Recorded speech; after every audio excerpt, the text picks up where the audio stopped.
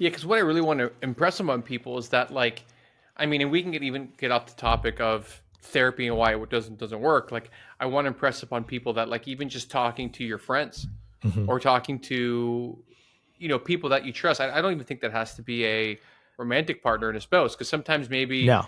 you love your partner for a whole bunch of different things, but maybe being there with you in these more vulnerable moments, or maybe they're just not a good outlet for that, and maybe Hmm. you're better speaking to one of your friends, or or someone else.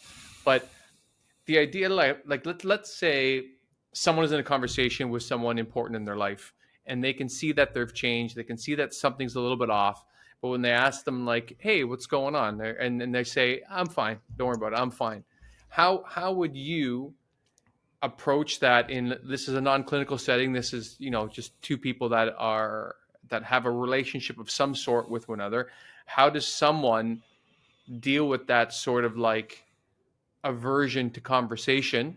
How do they try to get them out of the I'm fine mode into something that maybe is more helpful for them?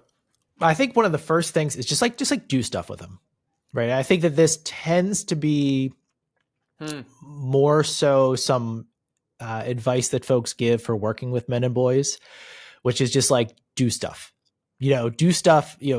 Rather than try to tap into whatever's just like whatever it is, whatever's your thing that the two of you do together, or maybe you could do together, or you have a shared interest in just do that. Like, don't worry about getting to the core of everything, but just go do the thing, go spend the time with the person. Right. So I think that's like the first is just spend time. And I think that just having that sense of like belonging and connection or all that sort of stuff, which often comes with just spending time doing an activity of shared interest, that that will facilitate or can facilitate that sense. So Okay. I think that that's the first thing I would say is like, don't try to go too far. Just spend time with that person. And Yeah. if you're feeling like it, particularly, if you're seeing like, okay, something's going on with this person, um, just go to, but they're not really sharing. Just go spend time. That in and of itself is often very helpful. And that in and of itself will often facilitate talking. Right. I remember a time when, I broke up with a girlfriend who we'd been together for several years. And one of my friends, who I was like, good friends with, but it wasn't like my best friend.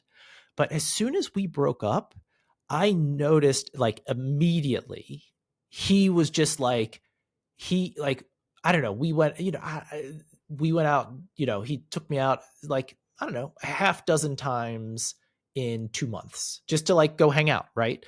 And it was like, I knew that he was doing it because I had just broken up with my girlfriend, but he never said, I'm doing this for that reason. It was never like overt, but I just felt like, I mean, even just like thinking about it actually is sort of like making me feel kind of, it's hitting me in the feels just sort of talking about it. Cause it's been a long time since I've thought about that, but it Yeah. was just like, you know, it just made me feel so like cared for, and like, it was just so meaningful to me.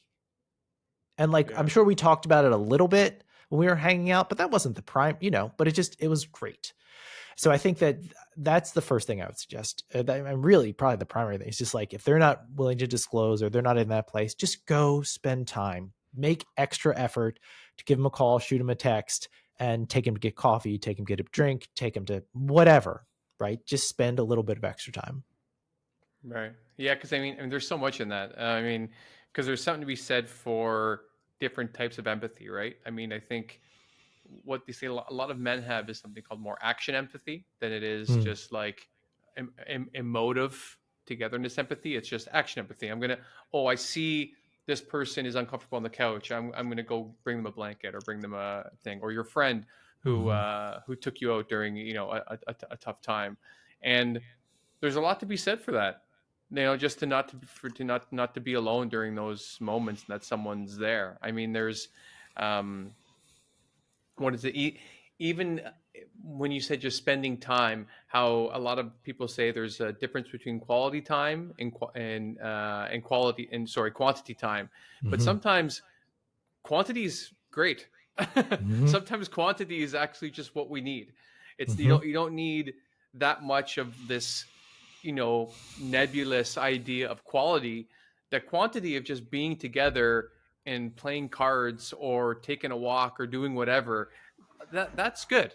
That, Mhm. don't think that you have to do something special sometimes to make this time turn into something else than it needs to be, where time is the currency, to your point. Mhm. Yeah, and I think and not just and not trying to solve the problem, right? Not trying to make it go away, not Right. invalidating, not just saying, well, it's better now that blah blah blah. Like just being with the person, I think is so important. Yeah. Right. Hmm.